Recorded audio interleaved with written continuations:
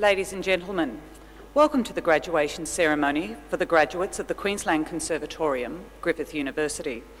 In a few minutes, the graduation ceremony will commence. The procession of dais and staffing parties will enter. I will signal to you when you are to rise and remain standing until all members of the staged party are seated. May I take this opportunity to request that you turn off all mobile phones and pages, and may I also remind you that flash photography is prohibited within the auditorium.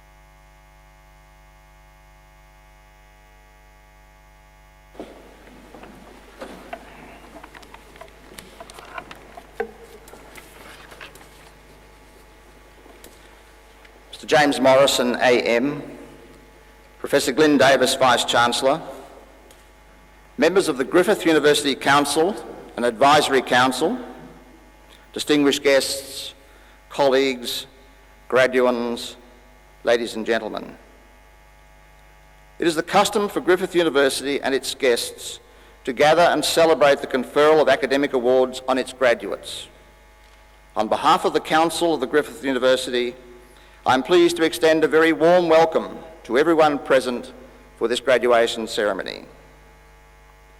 This occasion is particularly special for our students who this evening are graduating from Griffith University's Queensland Conservatorium.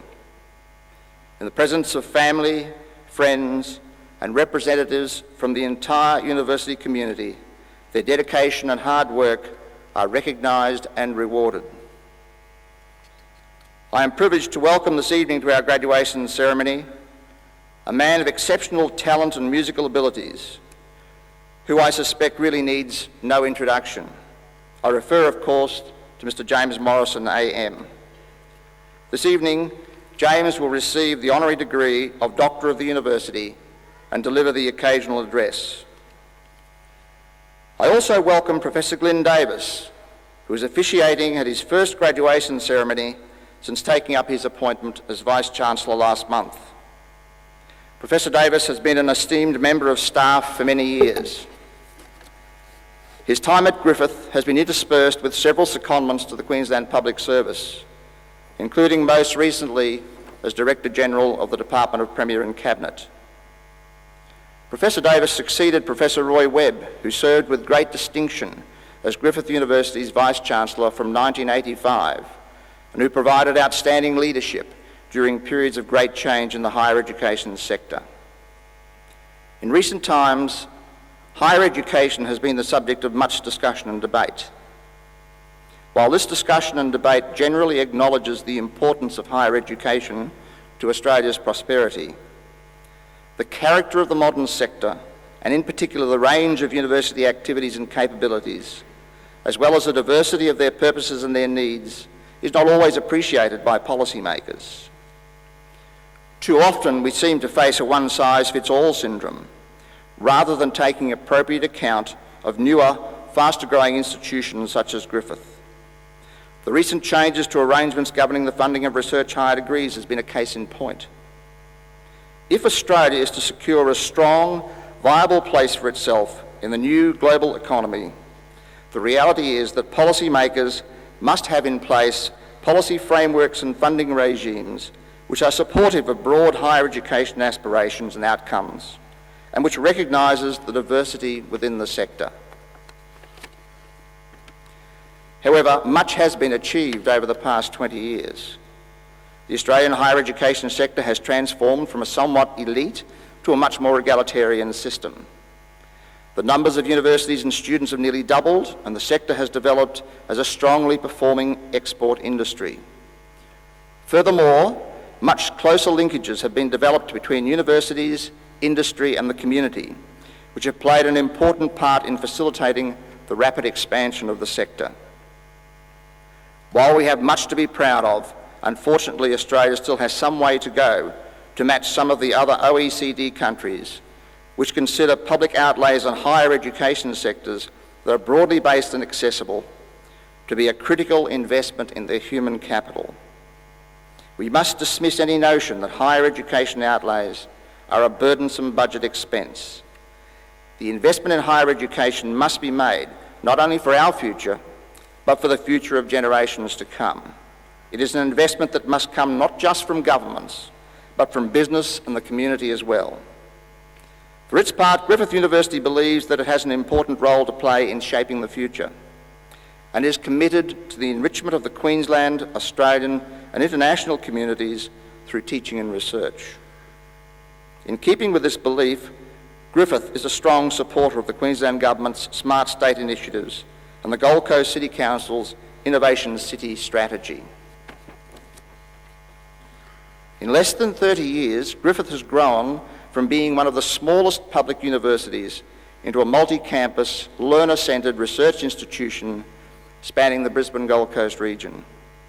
The university is currently the 9th largest Australian university with approximately 26,000 students. It is poised to establish itself among the top 10 research institutions in Australia. It hosts some 50 research units and ranks 8th nationally for research income derived from industry. Moreover, Griffith is one of the most active universities in the Cooperative Research Centre program, being a participant in 11 of those centres.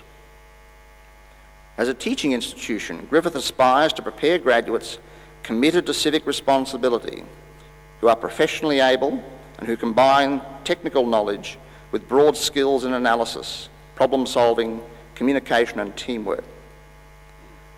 This university was founded on innovative teaching methods and has maintained a strong commitment to innovation and creativity. Visit one of the 11 flexible learning centres in operation across the university, and you can see how Griffith's innovative web-based course material enriches our traditional face-to-face teaching. Ultimately, Griffith plans to have 13 learning centres operating across its campuses and with all of its courses available in flexible mode. Griffith University is firmly committed to equity and social justice. Two of its campuses, Logan and the Gold Coast, are located in areas that historically have had very poor levels of access to universities. Indeed, the Gold Coast continues to be disadvantaged by an allocation of publicly funded student places that is unacceptably below national averages. Griffith thus has taken and will continue to take a leading role in lobbying the federal government to redress this acknowledged imbalance. Griffith has an international approach to education and one of the most extensive networks of international linkages in Australia.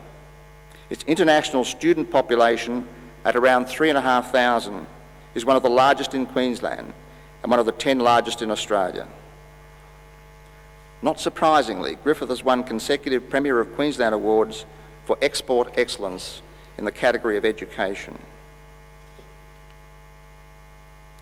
Prosperity and wealth should never be measured solely in monetary terms. The value of social sciences and the cultural disciplines in terms of their contribution to our overall well-being is well recognised at Griffith. Training in the performing arts is expensive, often requiring one-on-one tuition, as well as opportunities to perform in public. It is not seen by some to generate outcomes immediately relevant to national economic activity, as measured by traditional economic barometers. Yet there can be no doubt that institutions like our Queensland Conservatorium are making vital and substantial contributions to the cultural life of our society. Let me give you some examples. Last year, the Conservatorium hosted the 5th Biennial Australasian Piano Pedagogy Conference with Dr. Miriam Hyde and Piers Lane as the keynote speakers. Piers is one of the Conservatorium's most distinguished graduates, and in a first for a Southern Hemisphere institution, the Conservatorium hosted the international workshops for the conference. Our students enjoyed the opportunity to study under distinguished visiting artists, including the pianist Professor Jonty Solomon of the Royal College of Music, the violinist Eduard Melkes from Vienna, the Dutch violinist Rudolf Coleman, the conductor Larry Ratcliffe, and the flautist Michael Cox, all outstanding individuals in the world of music. They also staged stunning performances of the opera Going into Shadows in collaboration with the London Guildhall School of Music and Drama and the Queensland Performing Arts Centre. This opera was staged to critical acclaim both here at the Conservatorium and in London. The program of activities for 2002 will continue Griffith's tradition of excellent opportunities for our students, learning and engagement with the community. Plans are well underway for the inaugural Jammin' Making Music Together week of live performances in and around South Bank and the CBD. These activities will be complemented by the Connecting With Symposium in collaboration with several of Queensland's leading musical bodies. New partnerships are being developed with the Brisbane Ethnic Music and Arts Centre and the Brisbane Powerhouse. The Young Conservatorium makes an outstanding contribution to the development of young performers and is being extended to the Sunshine and the Gold Coast. Griffith is also exploring the viability of a Conservatorium high school concept in collaboration with Brisbane State High School. It is also assessing the potential to establish an international music action research centre for creativity, innovation and sustainable development. Our students are currently rehearsing for a major new production of Pilgrim's Progress to be featured in this year's Brisbane Festival. Music is now an integral part of the education curricula. The value of participation in musical programs in achieving better outcomes is widely accepted and embraced. The Conservatorium and its outstanding Provost and Director, Professor Simon Dehaan, and his staff are to be commended for providing increased opportunities for young people to develop their musical talents. But perhaps our best and longest lasting contributions to the cultural life of our society are sitting here tonight with us. To our graduating students, may I say that now your studies are completed, you are joining an elite group. the percentage of the Australian population who possess tertiary qualifications is not large. As members of this group, you can have reasonable expectations for better career opportunities and rewards. However, the road will not always be easy, and there are no guarantees of outcomes.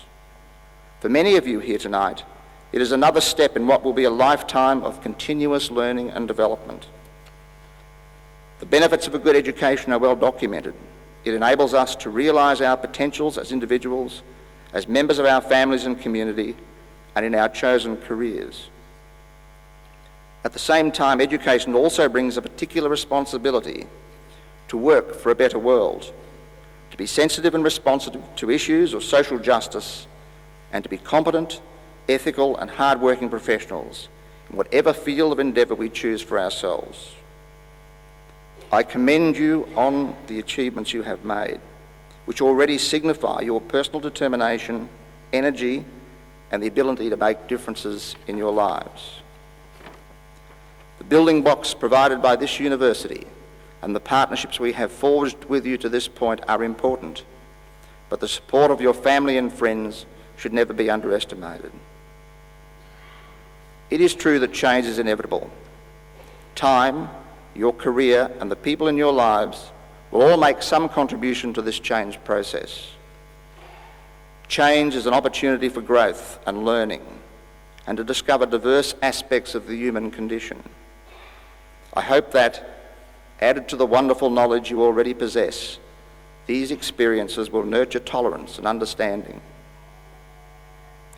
My final hope for all graduates is that your years of preparation to reach this point will be the impetus for much more work and study that will reward you with many years of happiness and fulfilment.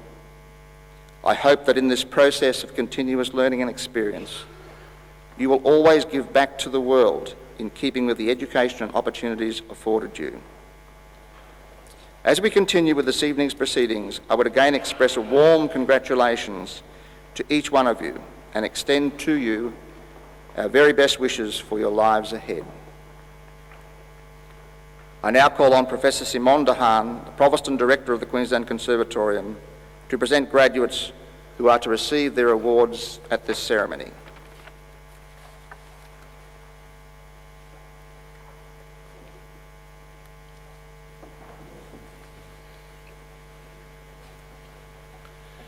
Chancellor, Bachelor of Music, Salvatore Alderuccio.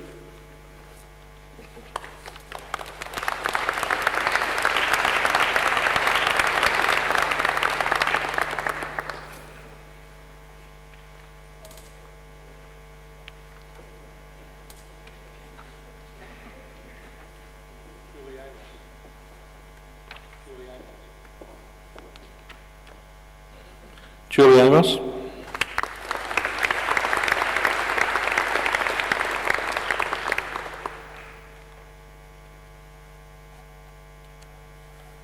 Fiona Baker.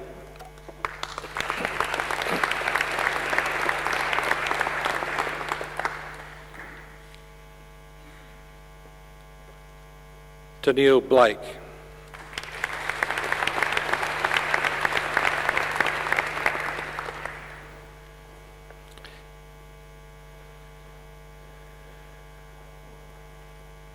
Emily Breakers.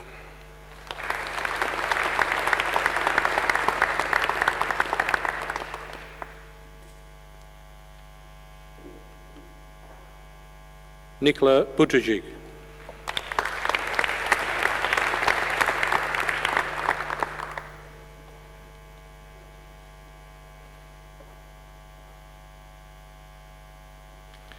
Tanya Campbell.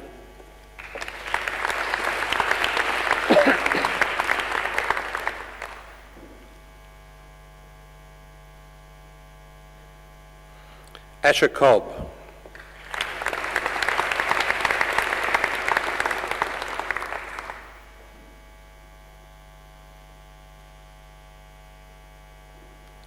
Jessica Darling.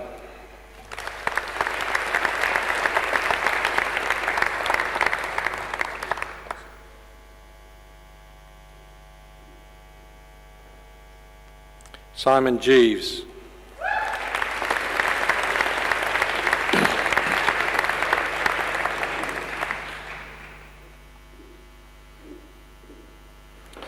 Ophelia Guizon.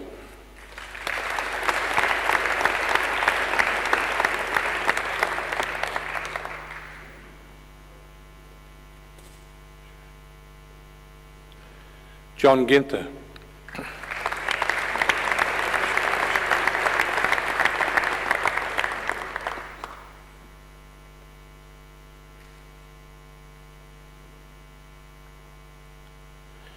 Xu Ying She.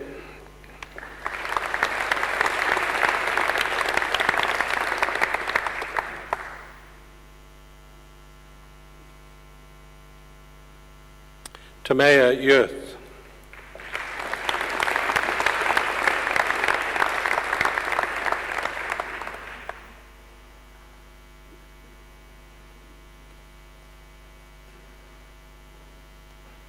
Marina Lastovica.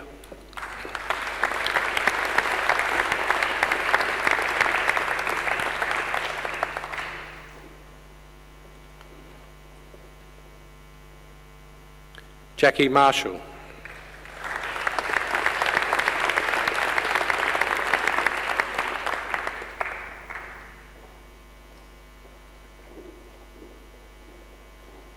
Ali McCormick.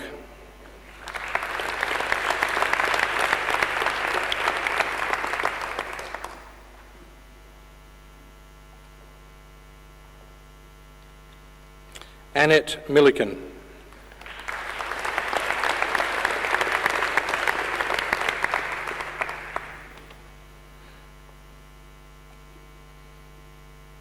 Dylan Millwood.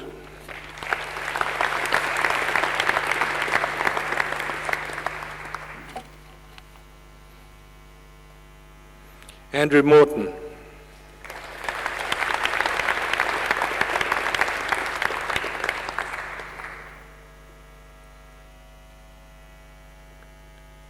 Anita Morton.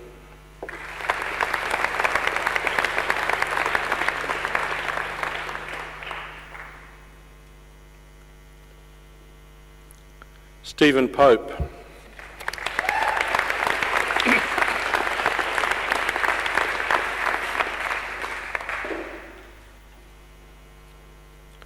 Greg Quinlivan.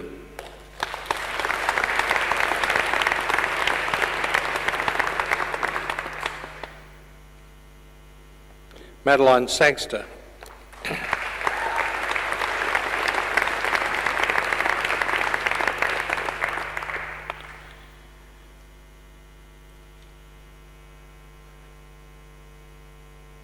Rachel Travers.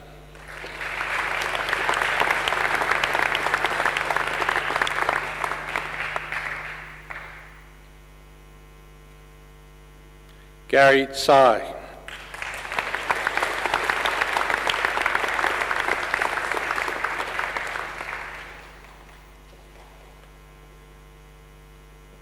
Jamie Wilson.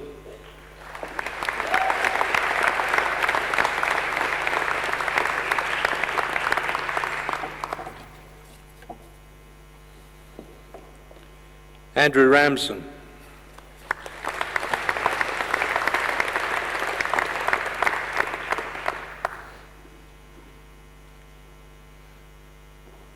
Chancellor, Bachelor of Music in Music Technology, Adrian Barnes.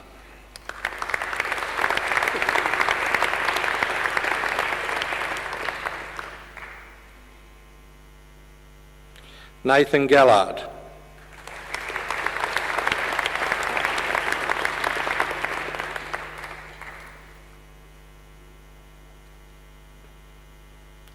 Jodie Taylor.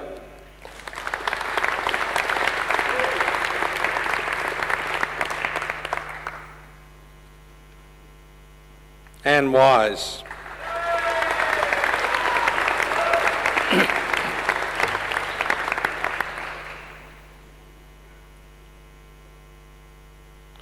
Chancellor, Bachelor of Music with Honours in Music Technology, First Class Honours, Michael Fletcher.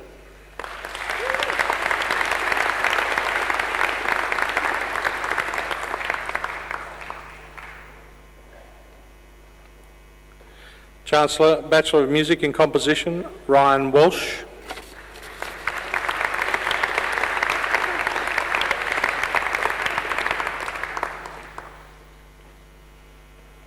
Chancellor, Bachelor of Music in Contemporary Music, Dana Ashmore.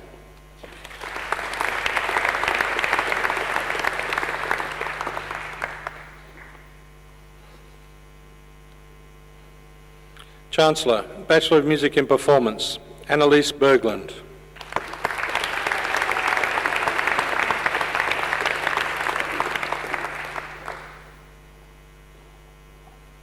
Jocelyn Chow.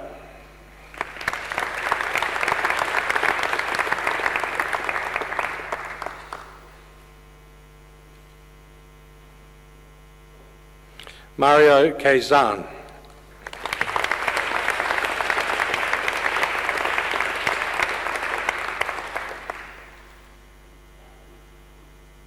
Aja Lin.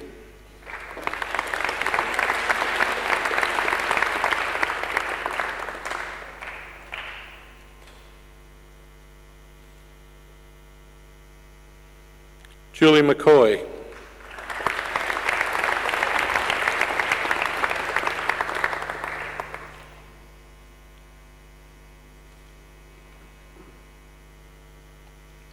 Nicole McMahon.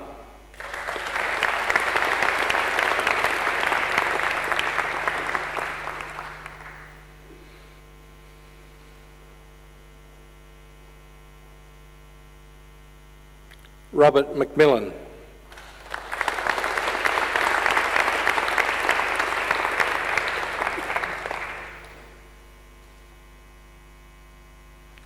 David Robbins.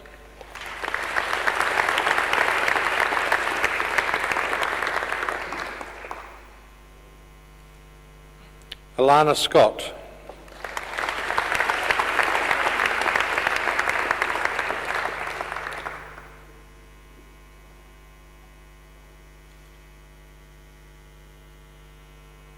Anne Seabrook.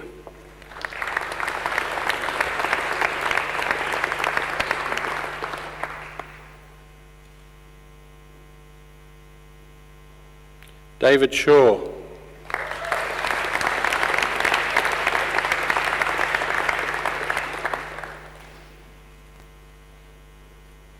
Chancellor, Bachelor of Music with Honours in Performance, First Class Honours. Briley Cutting.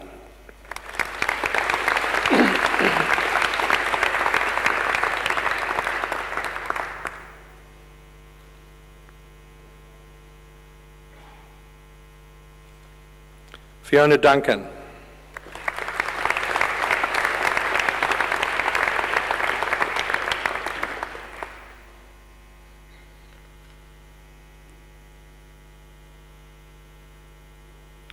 Jonathan Farquhar.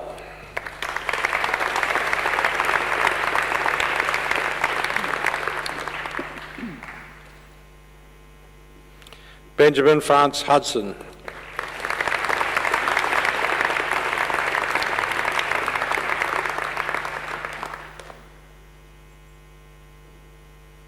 Annie Hooper.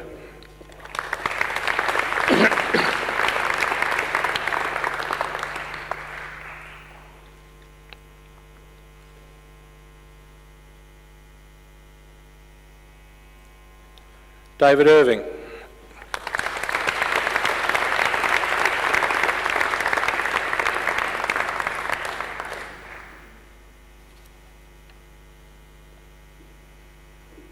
Paddy Lawson.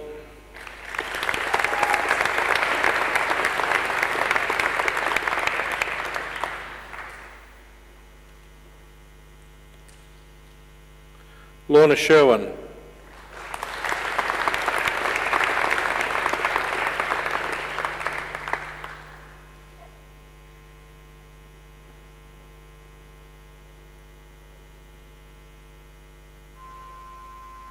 Alexandra Stojanovic.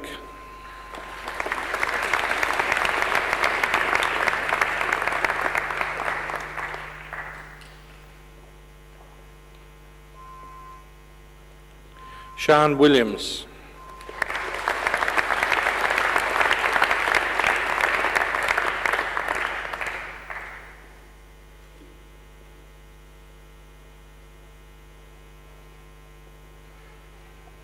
Chancellor, Bachelor of Music with Honours in Performance Second Class Honours, Division A, Cindy Sims.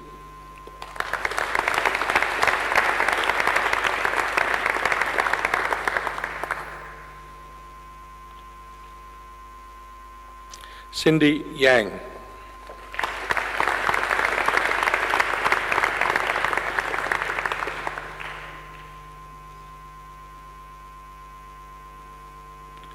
Chancellor, Bachelor of Popular Music, Vincent Cho.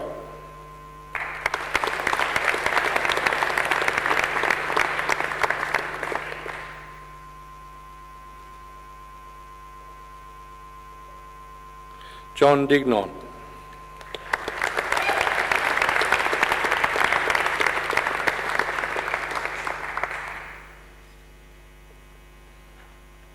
Peter Fassos.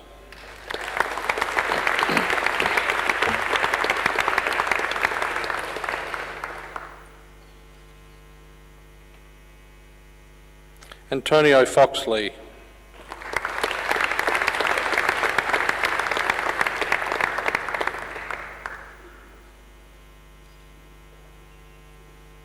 Andrew Hobler.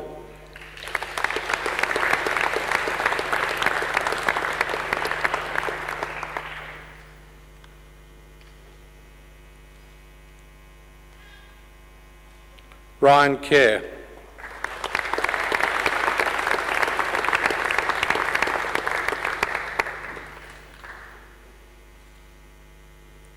Stuart Niven.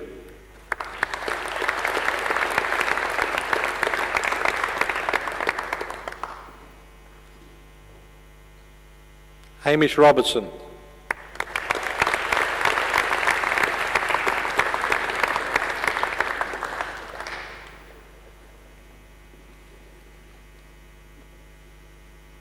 Sasha Yarrow.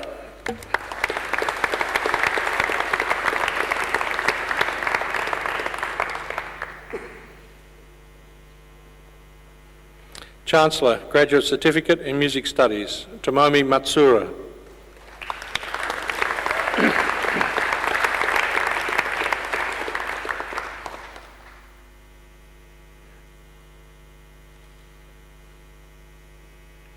Chancellor, Graduate Diploma of Music, Amanda Hutton.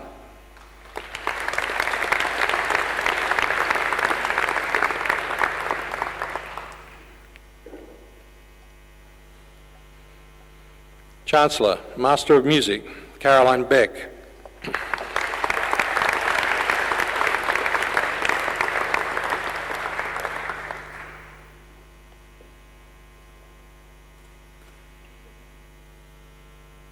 Mark Bremner.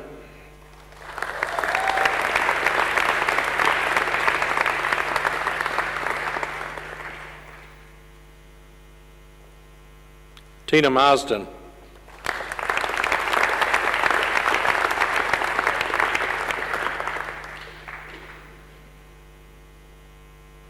Anita Parak.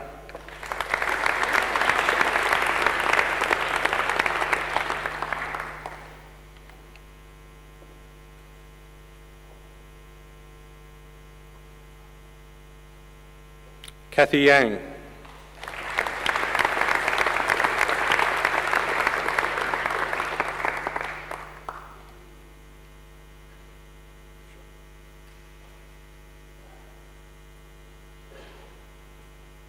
Mark Young.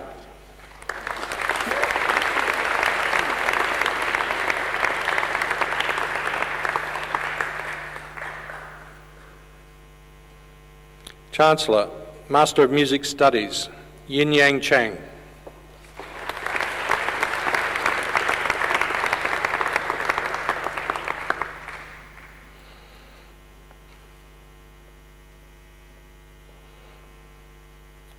Robert Edgar.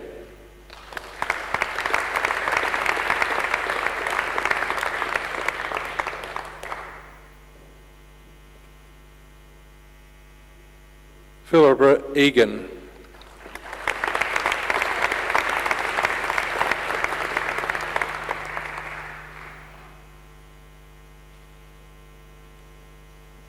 Lois Kavanagh.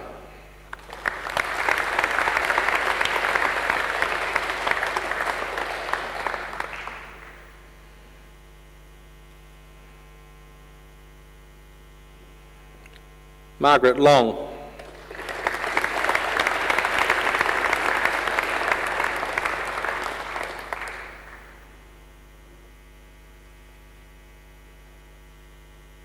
Shelley McMahon.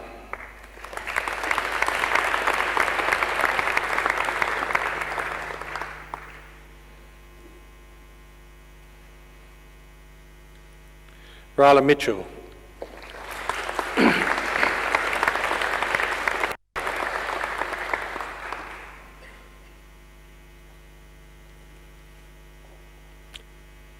Ron Morris.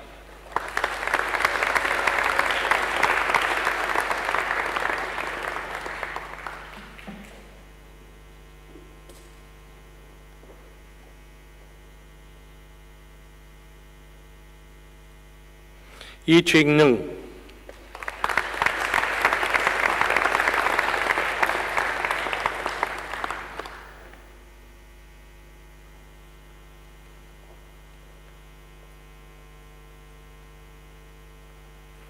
Jennifer Petroni.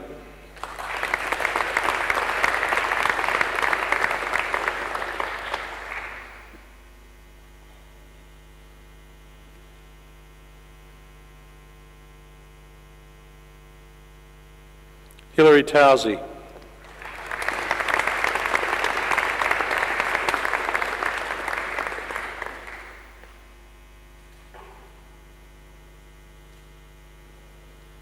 Susan Webber.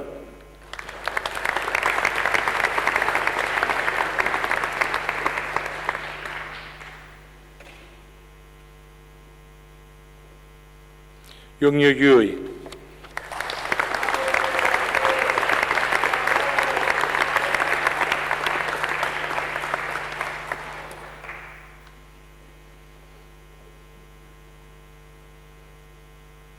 Acting Chancellor, I now present a candidate who is qualified for both the Conservatorium Medal and the University Medal. The Queensland Conservatorium Medal is awarded to the graduate with the highest academic achievement in one of the bachelor's degree programs offered by the Conservatorium. The University Medal may be awarded to a graduate who has completed the requirements for both a bachelor's degree of the university and a degree with first-class honours in recognition of academic excellence. Acting Chancellor, I'm pleased to present a graduate who has been granted the 2001 Conservatorium Medal and the 2001 University Medal, David Ronald Marshall Irving.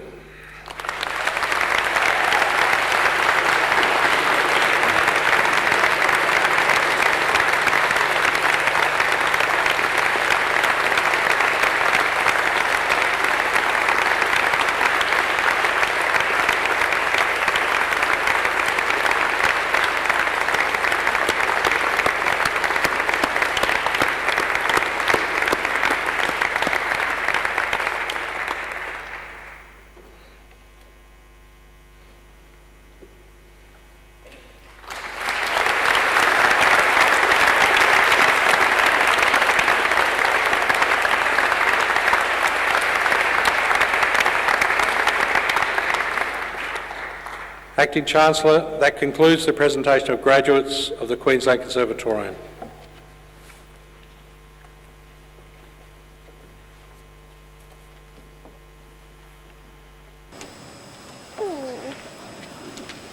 With the authority of the Council, I shall now confer the degree of Doctor of the University. I call upon the Vice-Chancellor, Professor Glyn Davis, to read the citation.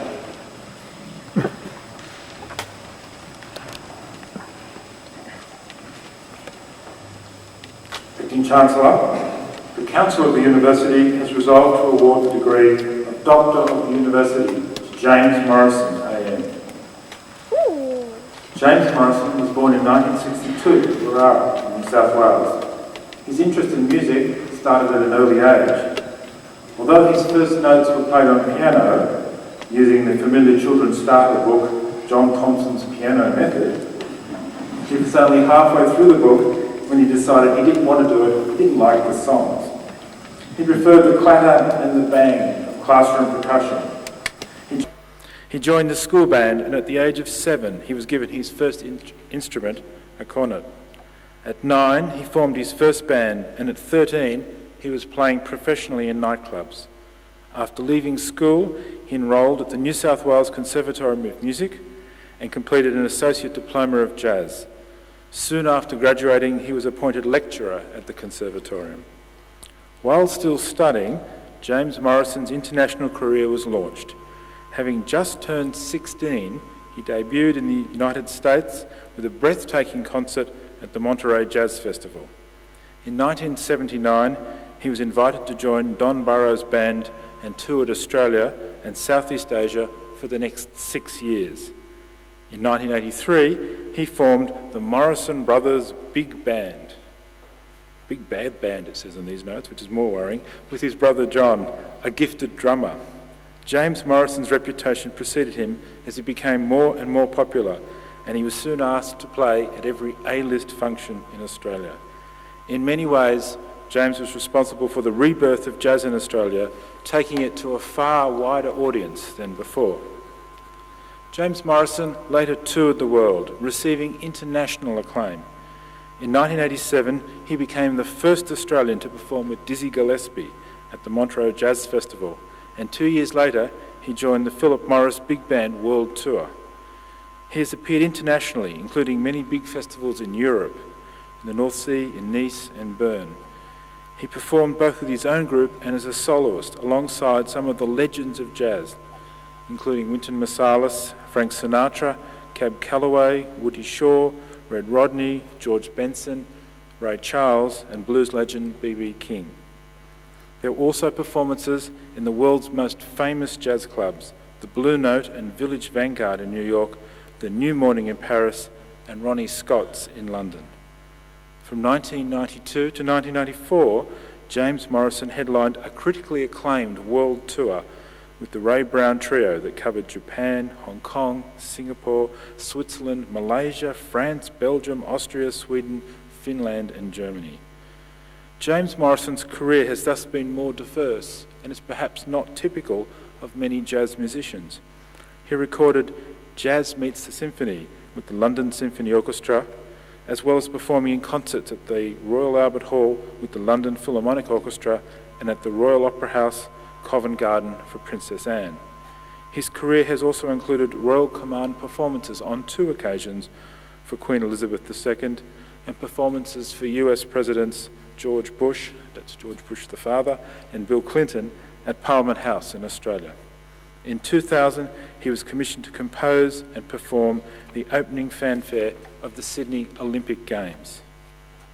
James Morrison's national and international reputation continues to grow. In recent years, he's played to a sellout crowd at the Hollywood Bowl and has contributed to concerts with the Auckland Philharmonic Orchestra and in Tel Aviv with the Israeli National Orchestra. Other significant events include concerts in Barcelona, Toronto, South Africa, Berlin, and New Year's Eve 2000 in Tokyo with Ray Brown's Trumpet Summit. Known predominantly as a trumpet player, James Morrison is being recognised today as one of the most accomplished multi-instrumentalists in the world. Beside the trumpet, he plays trombone, euphonium, flugelhorn, tuba, saxophone and piano. Truly frightening. Apart from touring the world for most of the year, he's also the head of Morrison Records, an independent label dedicated to the best of jazz. An avid user of the latest technologies, he is very involved in furthering the presence of jazz and music education on the internet, and also uses computers extensively in his writing, his recording, and his performances. James Morrison is also deeply committed to the educational needs of the music industry. He is the patron of 6 youth bands across Australia, and he provides a yearly scholarship to further the musical education of young Australians. When not writing film scores, composing, or being patron of youth orchestras, he relaxes in some fairly unconventional ways for a musician, competing in triathlons, abseiling, flying his private plane, or driving in a rally championship. His talent, his contributions to music have been recognised in many ways, including the Moe Award as Australian Performer of the Year in 1990 and the Ricky May Performer of the Year Award. In 1997, he was made a member of the Order of Australia for his outstanding service to the arts in Australia. It is fitting that Griffith University should honour James Morrison in recognition of his distinguished contributions to the arts and to the community. Acting Chancellor, it is with the greatest pleasure that I present to you James Morrison AM for admission to the degree of Doctor of the University.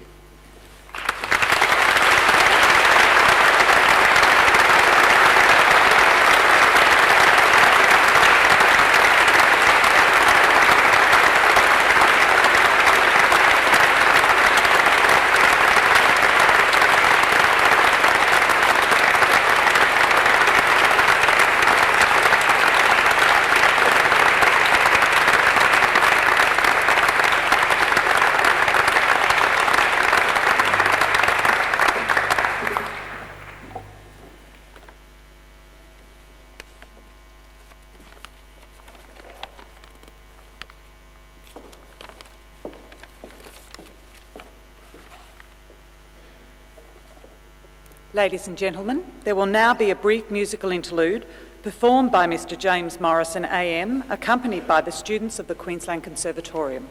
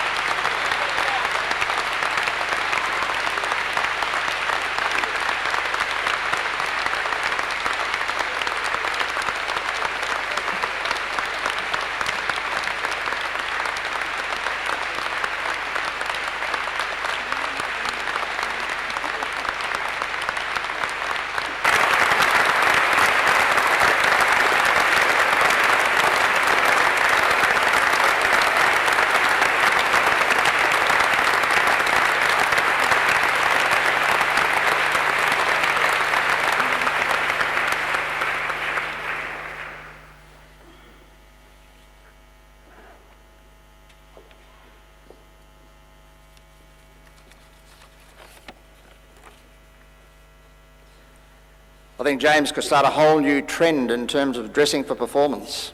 I think this is the first occasion I've seen such dress for a musical interlude.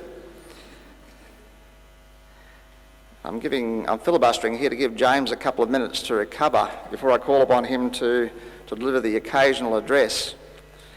It's not often you can capture James playing for us and also addressing us.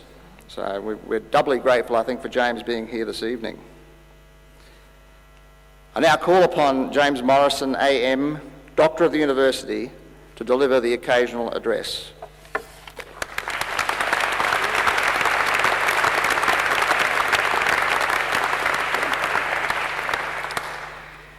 Thank you very much, Acting Chancellor, Vice Chancellor, distinguished guests, graduates, and ladies and gentlemen, it is indeed an honour and a great pleasure to be here standing tonight as a Doctor of the University speaking to you. It's a wonderful thing. I'd like to just go back briefly a couple of years to when I was about 3 years old, and my earliest musical recollections.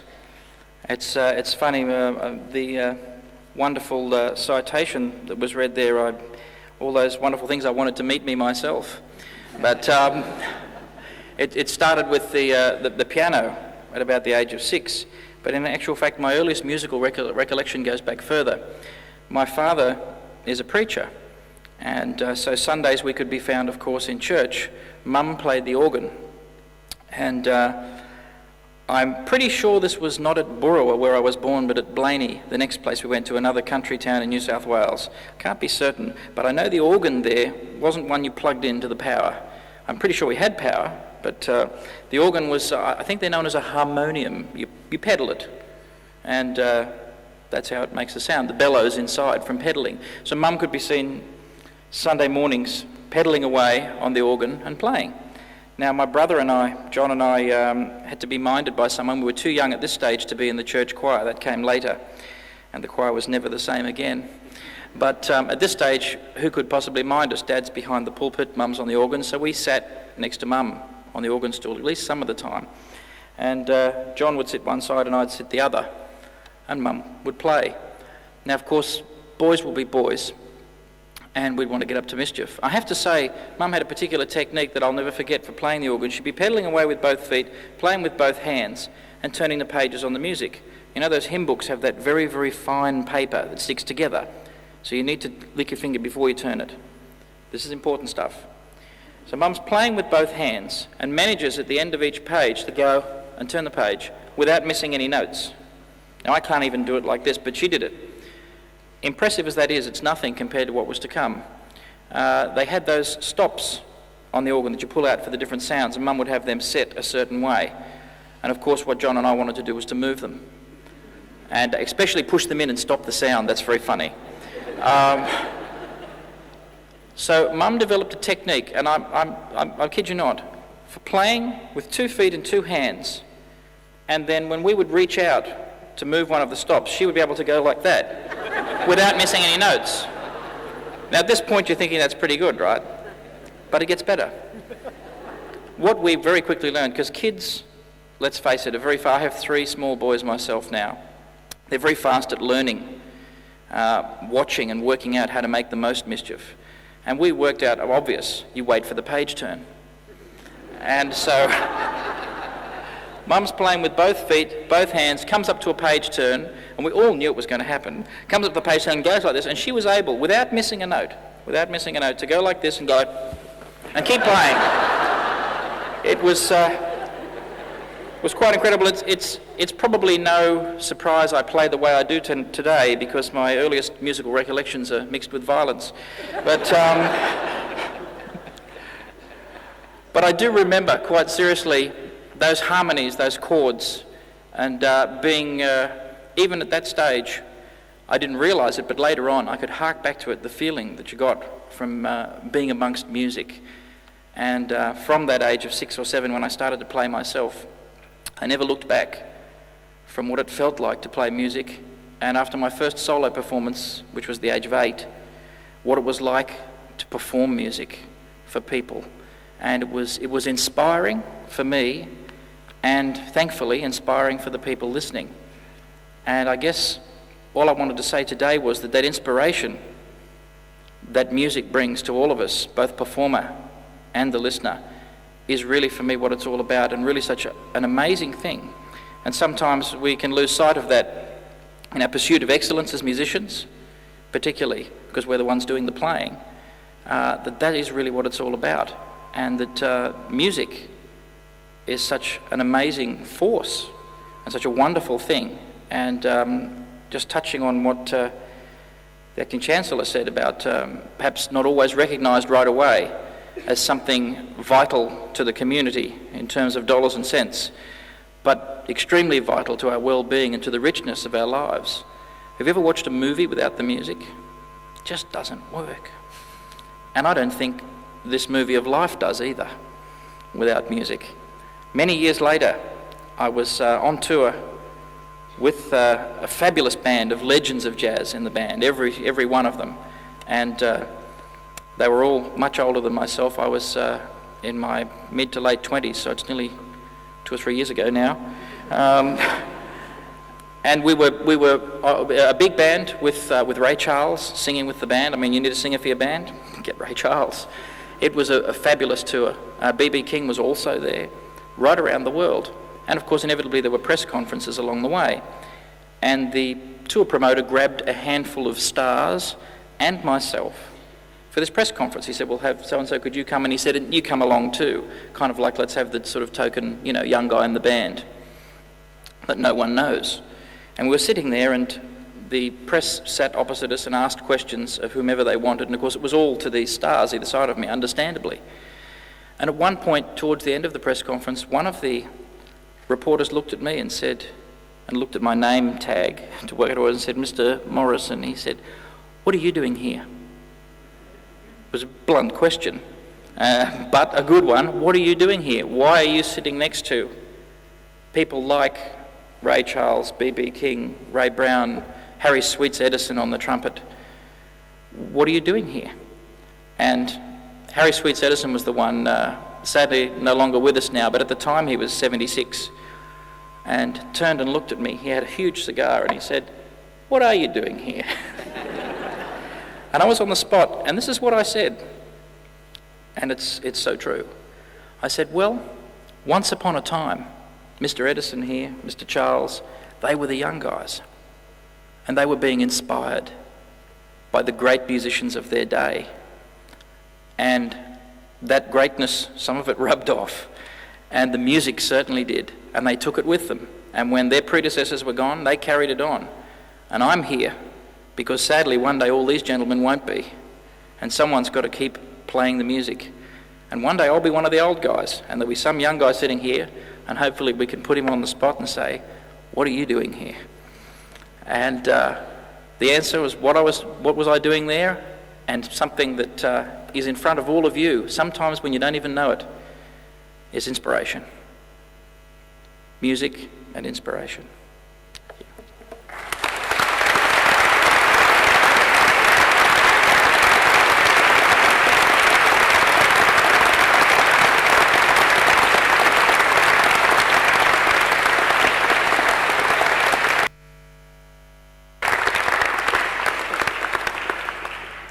It's my brief but very pleasant duty to thank our newest Doctor of the University for his address.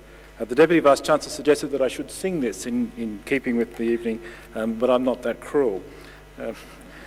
Offering honorary doctorates to distinguished contributors to the life of the community is a great and honourable tradition. It's a very old tradition and it's one worth preserving. But this afternoon I did have a call from ABC Radio that's to say, "We understand you're offering an honorary doctorate tonight. Are you comfortable with this?" And all I had to say back was, "James Morrison." And they went very quiet. And I think we understand why.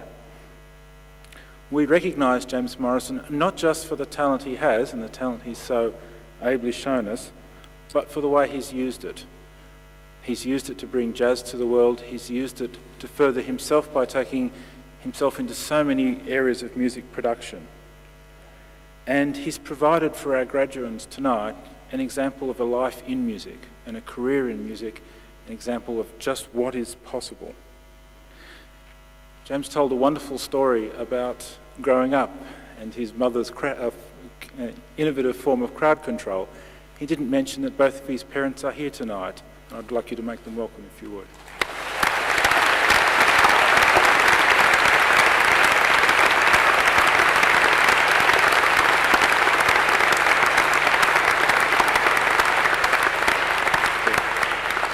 And I know that his parents, like so many of the other parents sitting in this room tonight, would once have watched their son graduate and wondered what the future held, but knew that he took such talent into the world that it could only be for the good. And I know that there are parents throughout this hall tonight thinking the same as they watch their son or daughter graduate from the Conservatorium of Music.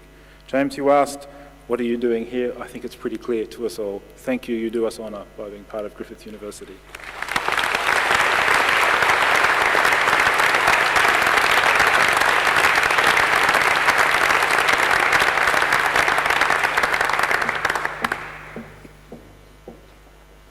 Ladies and gentlemen, the ceremony is now concluded.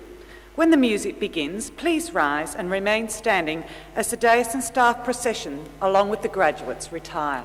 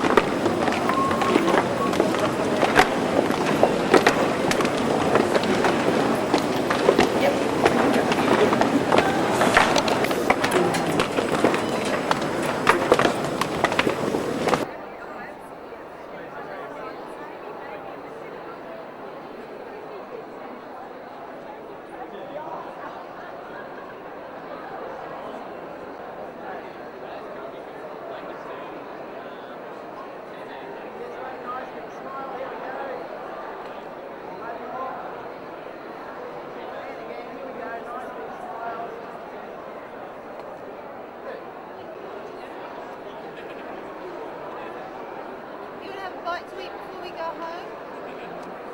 Just down there. It's just outside. It's not far. She gets 25% off. Yeah, restaurant. But if you don't need to eat, you just have a drink. I don't know whether she gets 25%. I don't know whether she gets 25% off that. It seems you should not drive in the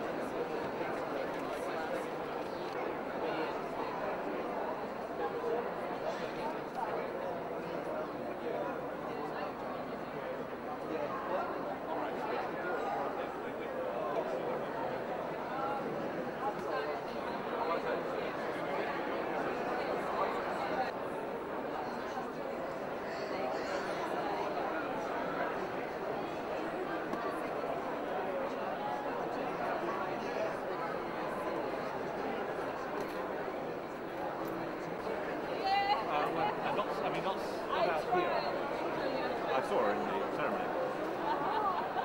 But I could wander around, I could see her.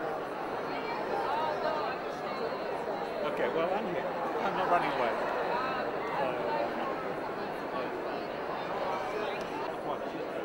Yeah. Well, yes, I mean, that's a good idea because we can start to raise money. Congratulations. And more to come. Excellent. Good. That's fantastic. Well, a year and something. Before. Now, who's going to take this? Okay.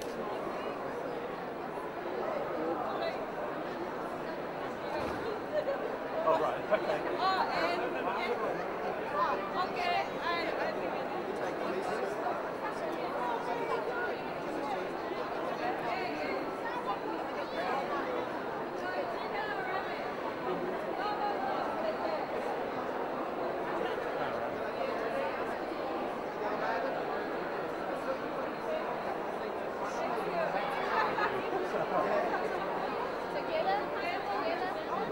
Oh, that'd be great.